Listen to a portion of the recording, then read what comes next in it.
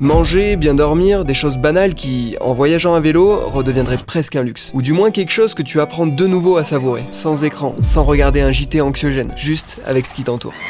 C'est notre 7e jour en Espagne, la tempête est passée cette nuit, on a bien fait de dormir à l'abri, et ce matin, ça souffle encore pas mal. On a fait qu'1 km 8, on est face au vent. Rajoute à ça le fait qu'on a longé l'autoroute par des pistes assez vallonnées, ça fait qu'on n'avance pas bien vite. Je pense qu'on va encore faire aller 20 bornes avant de manger. Et en parlant de kilomètres, on commence à voir des panneaux qui rendent un peu plus concret notre périple. Valencia, 195, bon, on n'est pas encore arrivé mais... Chaque coup de pédale nous en rapproche un peu plus. Enfin, quand on peut pédaler, parce que les chemins qui ont suivi... À pied, pour les randonneurs, ça passe, mais à vélo... En vélo, c'est chaud. En tout cas, c'était beau. On a fait un détour pour récupérer la piste un peu plus loin, et c'était toujours aussi facile d'accès. Il allait voir un petit peu plus loin, voir s'il y a que cette difficulté. La piste est là. Donc on a fait un peu de franchissement, et malgré nos chargements, en prenant notre temps, ça l'a fait parfaitement. C'est good.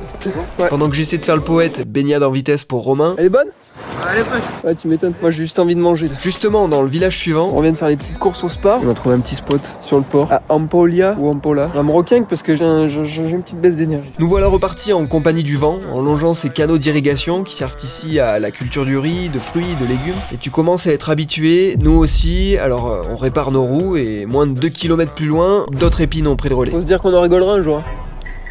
Ouais, carrément. Ici, toutes les voitures s'arrêtent, que ce soit pour nous demander si ça va, si on a ce qu'il faut. Nocturne pompage ce soir. Et il est déjà 19h30, les supermarchés sont fermés, il nous reste 20 km à faire. Alors ce qu'il nous fallait, c'était manger. Et on a eu de la chance de tomber sur ce McDo. Heureusement qu'il y en a un d'ailleurs, parce qu'ils n'auraient pas bouffé. Oh la vache. Ça sent vraiment le bite de poney. On va ensuite pédaler jusqu'à la Rapita, où on a passé 1 heure à chercher un hôtel d'ouvert et qui veuille bien de nous avec nos vélos. Et arrivé devant le 5e et dernier hôtel de la ville, c'était bon.